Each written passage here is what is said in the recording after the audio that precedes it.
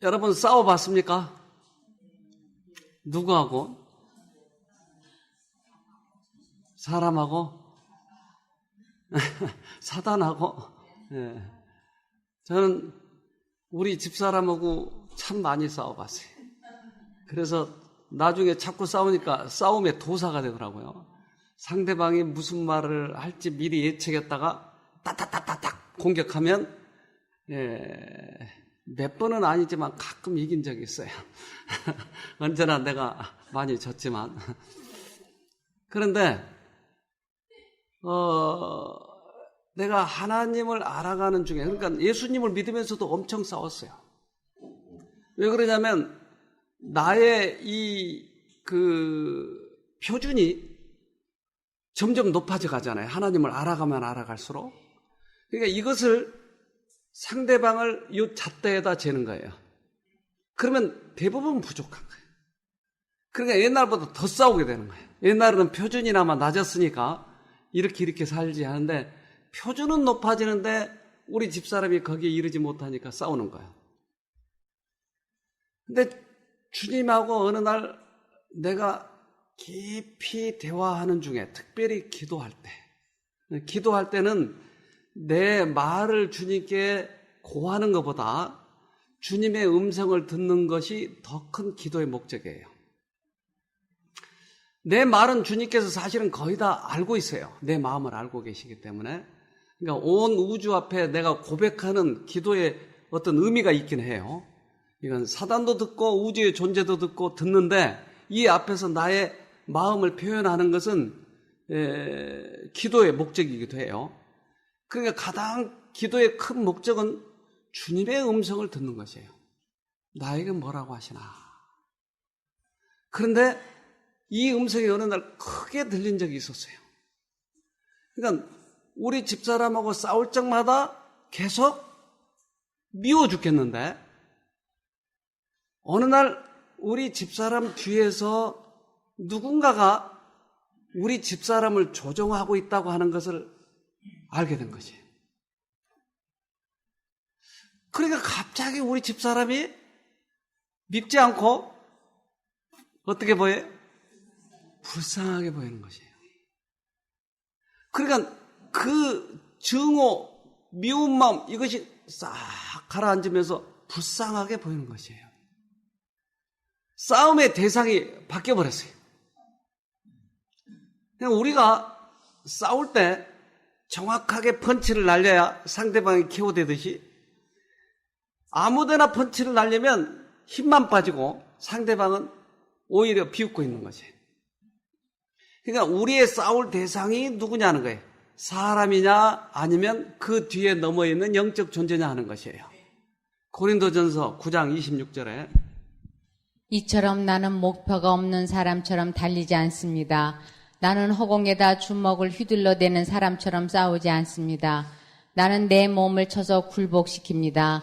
내가 다른 사람들에게는 복음을 전했으나 정작 나 자신은 자격 미달이 될까 두렵습니다. 네, 우리들이 허공에 대해서 싸운다고 하는 말은, 서공에 대해서 주먹을 친다는 말은 우리들의 분노와 우리들이 싸울 대상을 사람들에게 쏟아버리려고 하는 것이에요.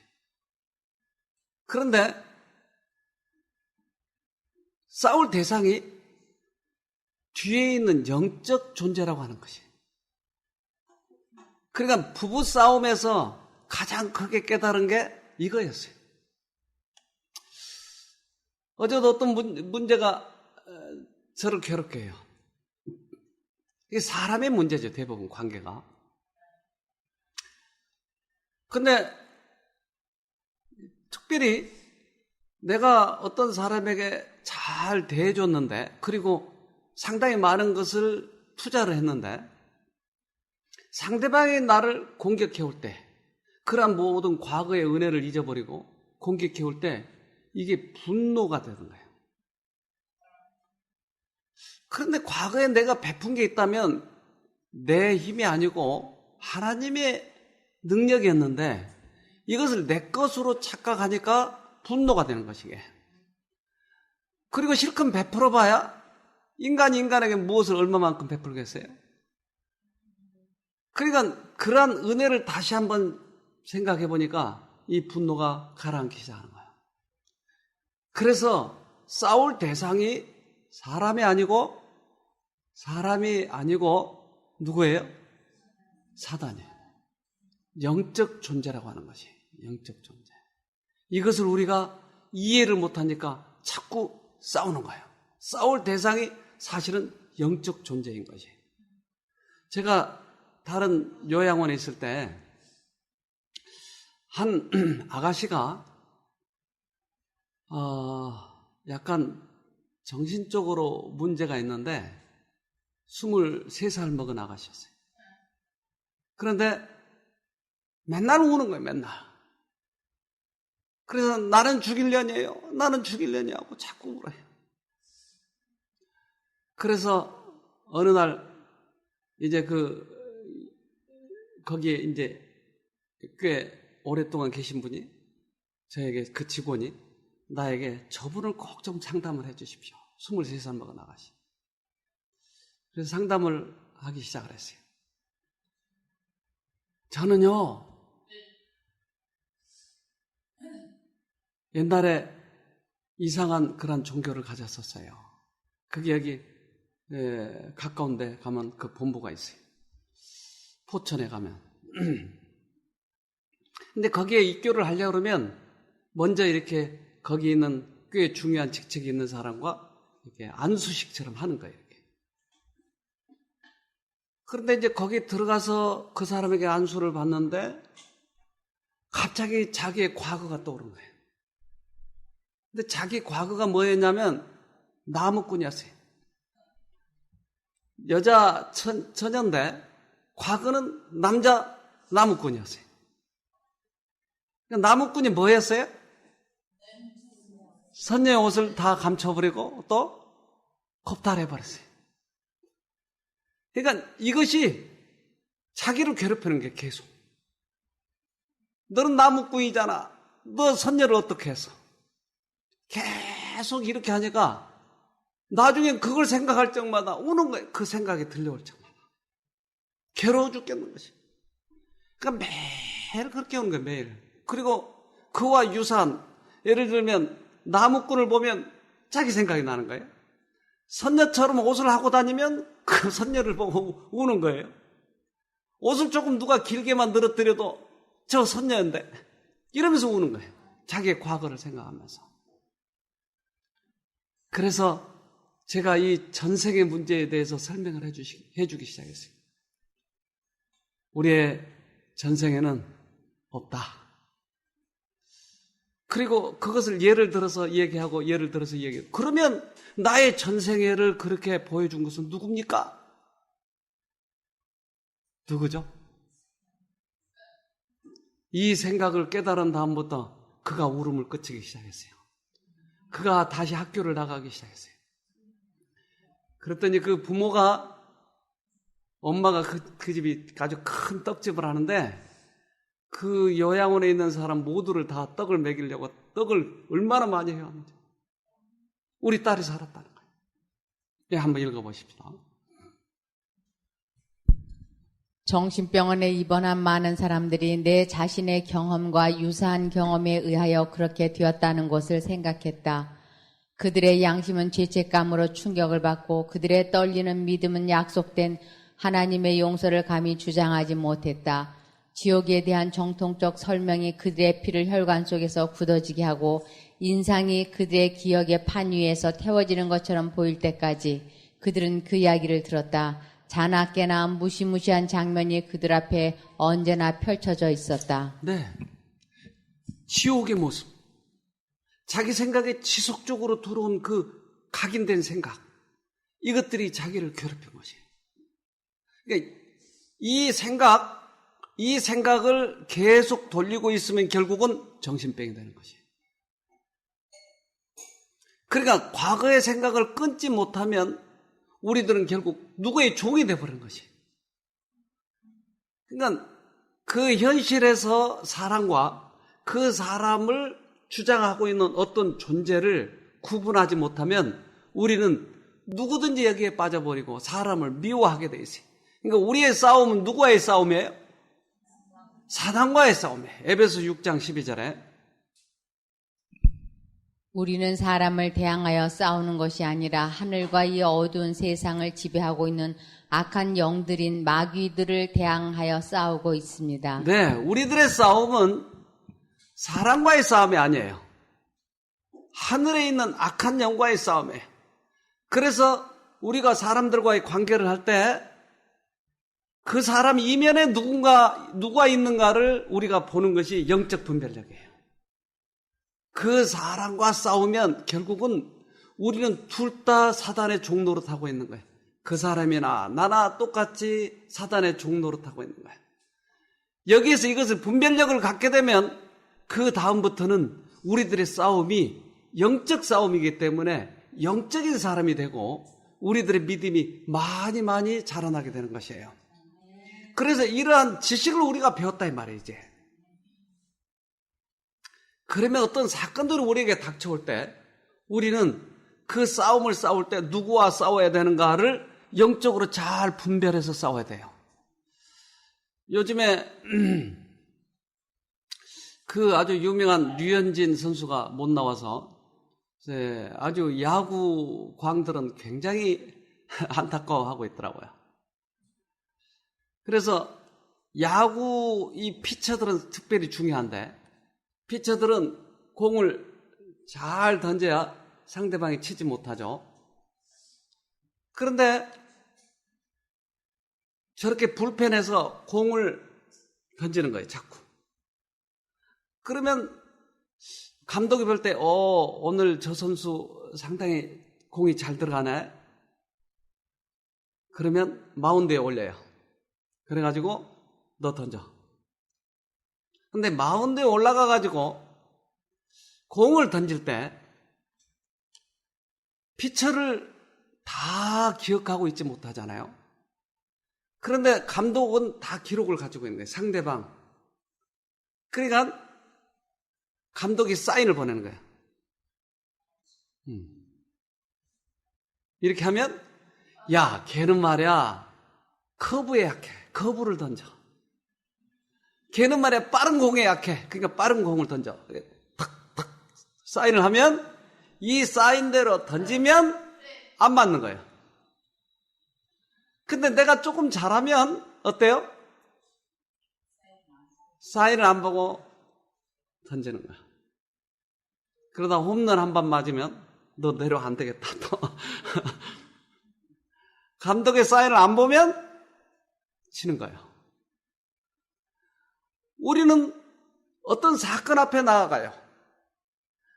우리 집사람과 싸울 일이 생기는 것이, 또는 옆집 사람과 싸울 일이 생기는 것이, 어떤 사기꾼이 나에게 나타나는 것이요.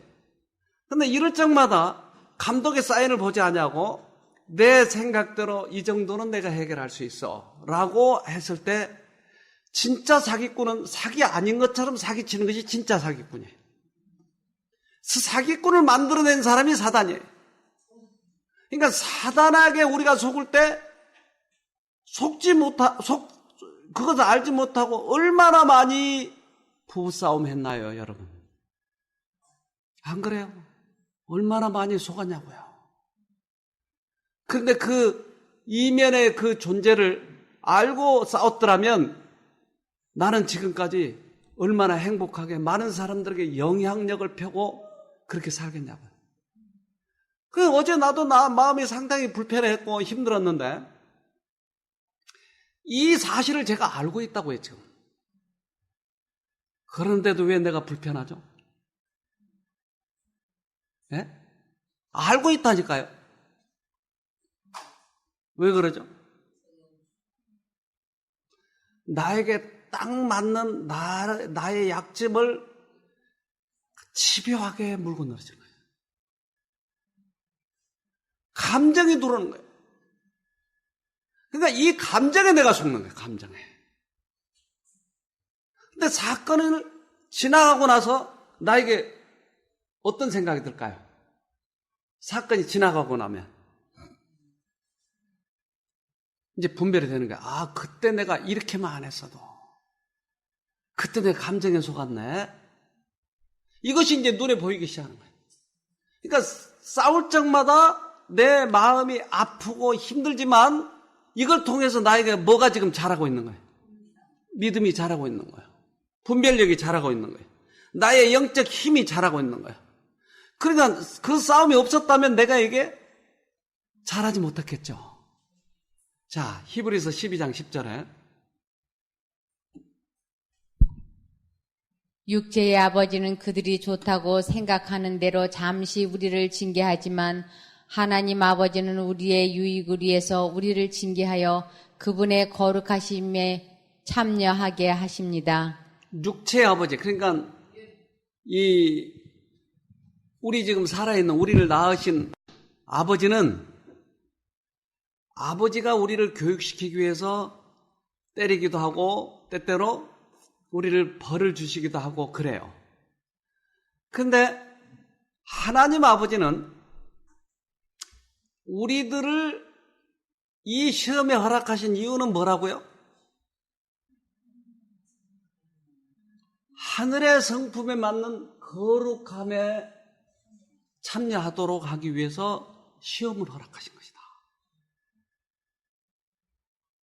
그러니까 이 시험이 오면 목적이 뭐예요? 하나님의 목적이? 우리의 품성을, 믿음을 잘하도록 하기 위해서. 그러니까 이 시험이 고마워요, 힘들어요? 여러분 대답 확실히 하세요. 고마워요? 기뻐요? 대답을 잘 못하신 분이 있는데. 이 목적을 알고 우리가 여길 지나가면 고마운 거예요. 근데 이 목적을 모르고 지나가면 원망만 나오는 거예요. 원망, 우리 입에서. 그러니까 헛고생만 하는 것이 결국은. 11절에 훈계를 받는 바로 그때에는 즐거움이 없고 고통스럽습니다. 그러나 후에 그 훈계 때문에 더 나은 사람이 된다면 우리에게 평안이 있을 것입니다. 왜냐하면 우리가 올바른 길 안에서 살아가게 되었기 때문입니다. 네. 훈계를 받을 그때는 시험이 고통스러워요. 그러나 이 시험을 지나면 더 나은 사람이 된다면 우리에게 평안과 기쁨이 있지 않겠느냐는 것이죠. 그런데 이 시험이 우리 오게 될 때 왜 나에게만 이렇게 원망을 하면 결국 여러분 그 이상 절대 발전이 없어요. 근데 이 시험은 나에게 꼭 맞는 것이 와요. 나는 다른 사람들이 이렇게 시험 당하는 것을 보면 때때로 내 눈에 보이고 그러기 때문에 이렇게 하고 내가 도와줄 수 있어요. 근데 나에게 시험이 올 때는 나에게 딱 맞는 게 오기 때문에 내가 미치겠다니까요. 나의 가장 약한 부분을 찌르니까. 근데 그때 이기고 나면 내가 좀 더 성숙하게 대했을 걸 하는 아쉬움이 남는 것이에요. 네. 그 특별한 반응에 대해 더 알아보려고 매쿰 교수가 한 가지 실험을 고안했다. 밀렵에 희생된 코끼리들의 두개골들을 가져와 코끼리 무리가 다가오는 길목에 작은 무덤을 만들어 놓았다. 이제 코끼리들의 반응을 살핀다. 반응을 보이기 시작하네요. 수컷이 두개골을 향해 코를 흔들고 젊은 암컷 몇 마리도 반응을 보여요. 뼈 냄새를 맡은 거죠. 침팬지를 포함한 몇몇 동물은 동료의 사체에 호기심을 보인다. 몸을 살펴보고 건드려 보기도 한다. 하지만 죽은 지 오래된 동정의 두개골과 뼈에 관심을 보이는 동물은 코끼리뿐이었다.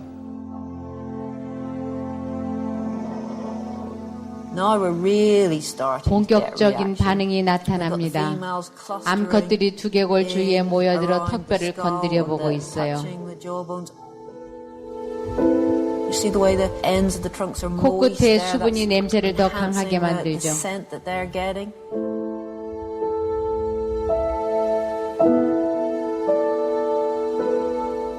You wouldn't see that in any other 인간 외의 species, 다른 except for 종에게서는 볼 수 없는 맥군 행동입니다. 교수는 이 강렬한 반응이 코끼리 두개골에 한정된 것인지 단지 색다른 사물에 대한 반응인지 확인하려고 다른 동물들의 두개골로 똑같은 실험을 해보았다.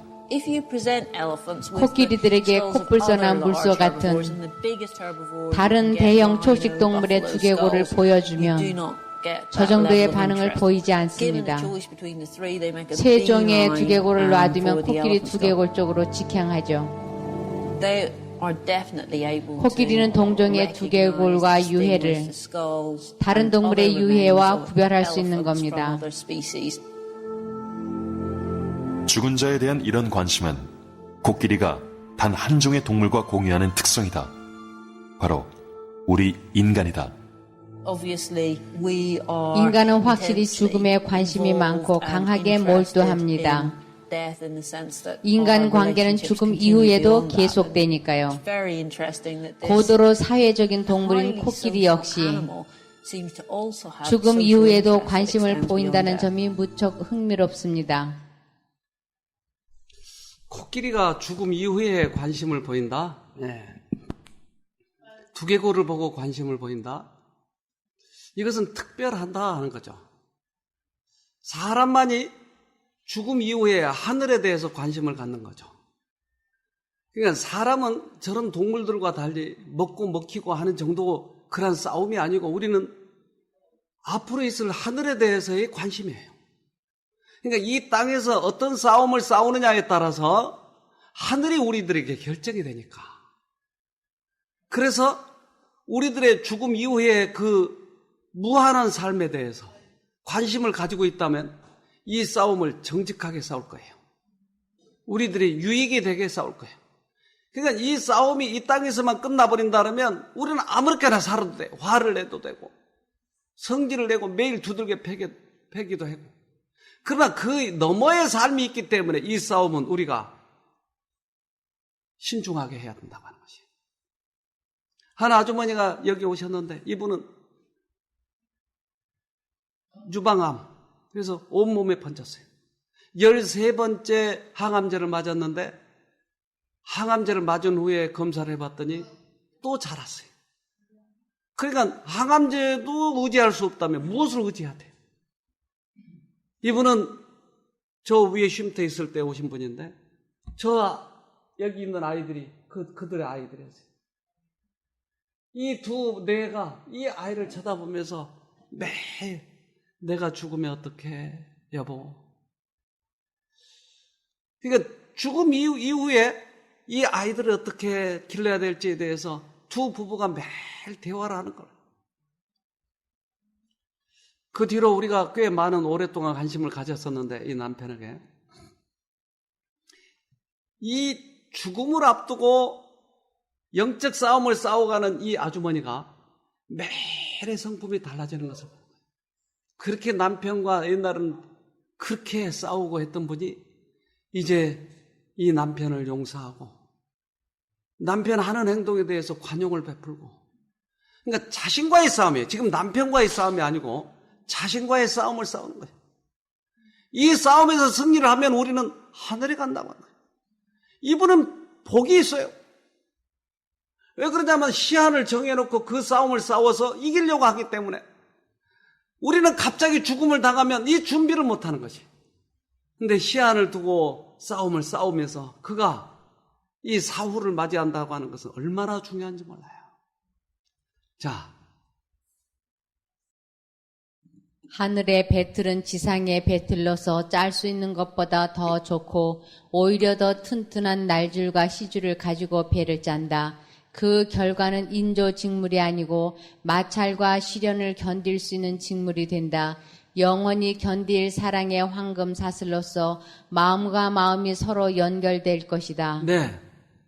이 지상에서 짜야 되는데 날줄과 시줄이 합쳐서 배가 짜지는 거야. 근데 날줄과 시줄이 하늘의 것을 계속 가지고 와서 짜야지. 사단의 것을 짜면 하늘에 가서 쓸 수 없다고 하는 거예요. 그러니까 매 사건마다, 매 날줄, 시줄마다 하늘에 가서 그것을 가져와서 짜자는 거예요. 그러면 이것이 하늘에 가서 영원히 살 수 있는 그 우리들의 성품이 되는 것이죠. 자, 봅시다. 그러나 그 뇌를 만드는 건 다시 감각이다.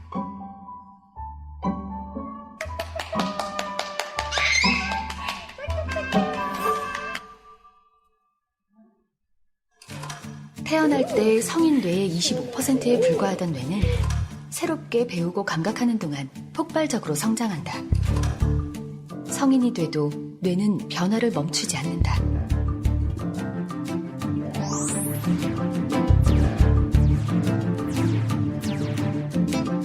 감각하는 환경에 따라 점점 변하는 뇌. 이를 뇌가소성이라고 한다. 가소성 하면 이제 한문이라서 좀 어려운 말 같은데, 이제 영어로는 플라스티시티. 그러니까 플라스틱을 생각하시면 됩니다. 플라스틱이 우리가 자유자재로 변형이 가능하다. 그래서 가소성은 변형이 가능하다는 것입니다. 그게 어떻게 보면 뇌의 가장 강력한 특징이며 무기라고 할 수 있을 텐데, 만약 가소성이 없다면은 그냥 태어난 상태의 뇌를 가지고 평생을 살 테고, 우리가 뭔가를 새로운 걸 배우거나 기억할 수가 없을 테고, 뇌 손상이 있을 때 회복이 안 되고 회복된 손상 상태로 살 수밖에 없는 그런 한계점을 가질 수 있는데, 그런 것들을 극복할 수 있게 해주는 기능이라고 합니다. 뇌의 가소성, 이것은 계속 자라고 또 어떤 환경에 의해서 내가 그 뇌가 손상을 입었다면 다시 회복하고 할 수 있는 가소성이 있다. 그러니까 우리들의 영적인 부분에 있어서도 우리의 믿음이, 영혼의 영적 구조가 자꾸 자랄 수 있다고 하는 것이에요. 그러니까 어떤 환경을 통해서 내가 그것을 자랄 수 있기 때문에 환경 변화에, 감각에 대해서 우리의 뇌는 유연성이 있어서 뭐든지 바꿔갈 수 있고 자랄 수 있다고 하는 것이에요. 이것이 뇌의 변화를 지금 연구한 사람들의 얘기예요. 자, 베드로는 행동이 급하고 열성적이었으며 대담하고 완강했다. 그리고 때로는 상처를 입히곤 했다. 네, 베드로는 굉장히 열성적이고 완강했고 다른 사람에게 상처를 많이 입혔어요. 그러니까 이러한 못된 베드로가 어떻게 변화되는가 하는 것이에요. 화를 잘 내고 성질이 급하고 교만한 베드로는 때때로 유다보다 더 큰 단점을 드러내었다. 네, 베드로는 유다보다도 더 큰 단점을 가졌다. 근데 이 베드로가 어떻게 바뀌느냐 하는 것이에요.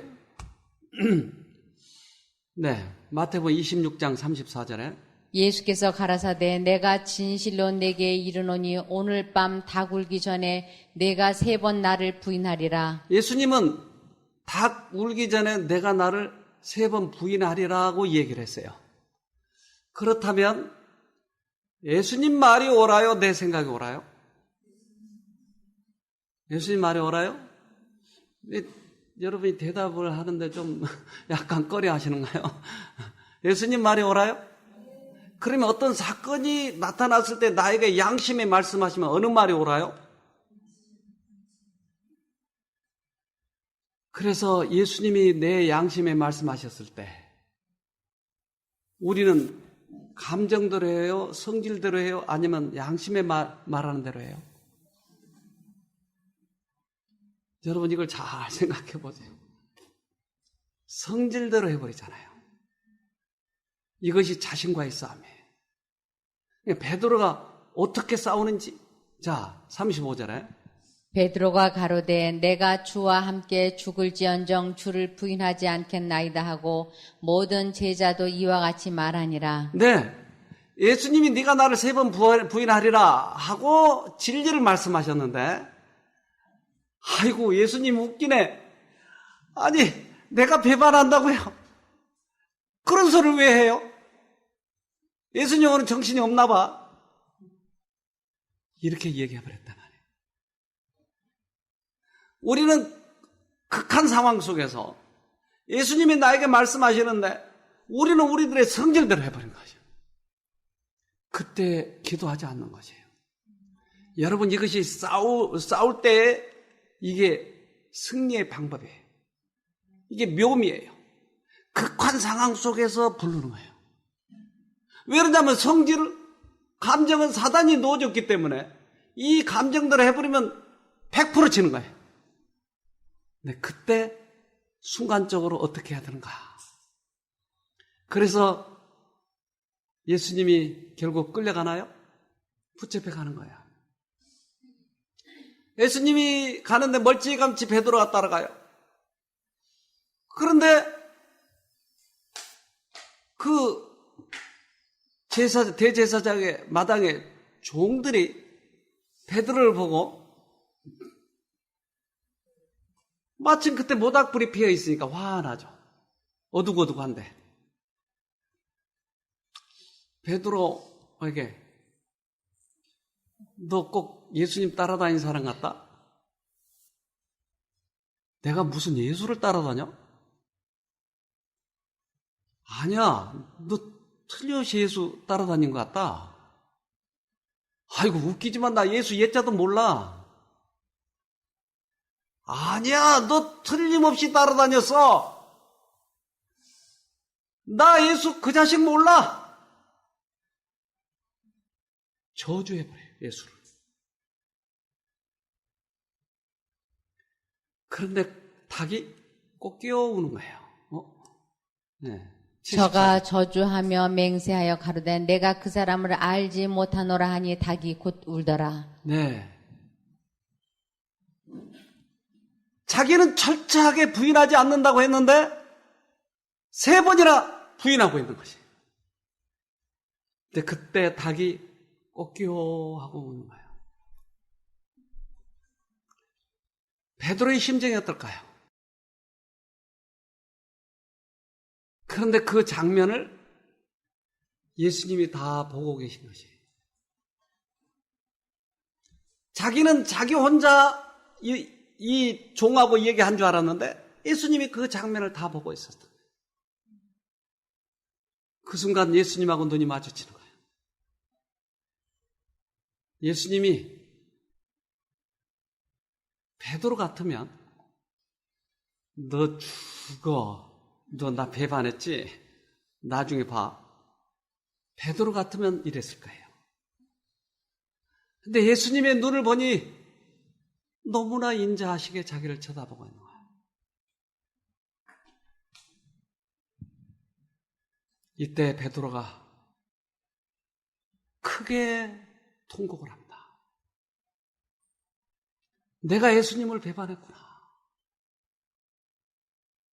그래서 심히 나가서 통곡하니라 하고 말해요, 성경에서. 이때 베드로가 회개가 일어나요. 성격이 변하는 것이에요. 이 시험 속에서 베드로는 넘어졌어요. 그러나 자기 속에 어떠한 것이 있다고 하는 것을 그가 깨닫기 시작한 거예요. 이제까지는 몰랐어요. 자기 안에 예수님을 설마 배반하려고 하는 마음이 있다고 하는 것조차도 몰랐어요. 그런데 사건이 닥쳐왔을 때 그는 자기의 죄가 드러난 것이, 자기의 인격이 거기서 드러난 것이. 그 사건이 지나고 예수님은 돌아가셨어요. 돌아가시니까 이 어부가 할 일이 뭐가 있죠? 예수님은 없고 뭐 하는 거예요? 또 다시 고기 잡아야죠. 그래서 고기를 잡고 있을 때 저 바닷가에 예수 같은 사람이 가까이 오는 거예요. 근데 예수님이 고기를 굽고 있는 거예요. 근데 모양을 보니까 틀림없이 예수예요. 베드로는 뛰어가는 거예요. 아니, 배가 가까이 와야지. 베드로는 옷을 걸쳐 입고는 물 위를 뛰어오는 거예요. 헤엄쳐가지고. 왜 그렇게 빨리 와야 돼요? 그때 예수님이 물어봐요. 내가 나를 사랑하느냐? 옛날 같으면 아니 예수님 그것도 몰라요? 그러니까 내가 따라다니지. 두 번째 또 물어봐요. 똑같은 내가 나를 사랑하느냐? 왜 두 번이나 물어보지? 약간 그렇지만 예수님이 아시잖아요. 제가 사랑한지. 그래? 근데 세 번째 물어보는 거예요. 세 번째. 21장 17절에. 세 번째 가라사대 요한의 아들 시몬아 내가 나를 사랑하느냐 하시니 주께서 세 번째 내가 나를 사랑하느냐 하심으로 베드로가 근심하여 가로되 주여 모든 것을 아시오매 내가 주를 사랑하는 줄을 주께서 아시나이다. 예수께서 가라사대 내 양을 먹이라. 요한의 아들 시몬아 내가 나를 사랑하느냐 하고 세 번이나 물어. 그러니까 세 번째는 근심하여 대답하여. 그러면 내가 지금 예수님을 사랑한다고 하는 이 감정마저도 속은 건가? 옛날 같으면 내 감정 그대로 사랑하잖아요. 절대 부인 않겠어요. 라고 이야기하지만 이 베드로는 사건 속에서 그것을 배운 거예요. 예수님의 말이라면 100% 옳은 거예요. 그 전에는 예수님 말과 내 말이 대두되면 내 고집대로 했어요. 근데 베드로가 완전히 여기서 꺾였어요. 근심하여 대답하여 가라사대 주께서 모든 것을 아시오매 내가 주님을 사랑한지 아시지 않습니까? 완전히 꺾인 거예요. 무엇을 통해서요? 시험을 통해서요. 변화된 것이에요. 베드로는 변화됐어요. 완전히 달라졌어요. 그는. 그리고 그때서부터 이 베드로는 무슨 일을 하냐면 양을 먹이게 된 것이에요. 양을 먹이는 조건은 뭐였어요? 돌이킨 후에. 양을 먹인다는 말은 다른 영혼들을 돌본다는 거예요. 전도한다고 하는 거예요. 그런데 그런 사람들의 자격은 뭐예요? 내 마음이 회개한 것. 주님을 내 목숨보다 더 사랑하는 것. 이것이 양을 먹일 조건이에요. 베드로는 후에 굉장한 사람이 되는 것이. 그래서 사도시대 때 그는 완전히 다른 사람이 됐어요. 그래서 베드로는 사도시대 때 기초를 놓은 사람이에요.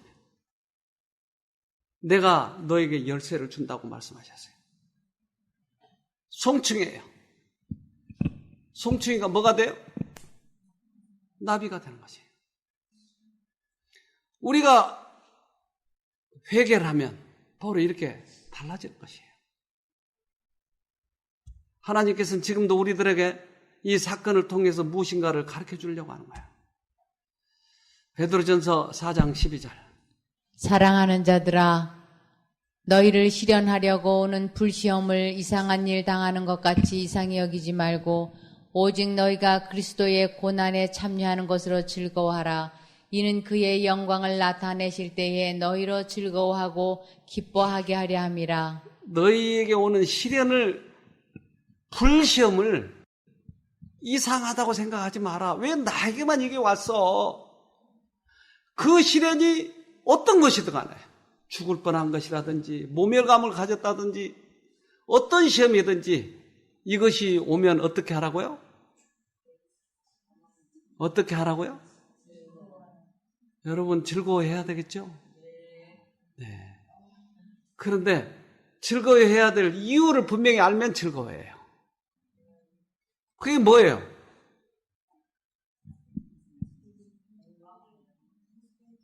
예수님 오실 때 하늘 데려가려고 하기 때문에 이것이 기쁜 거예요. 그런데 그것을 못 보고 있으면 이 시험은 사실은 고통스러운 거예요. 우리 영상 하나 보도록 하겠습니다.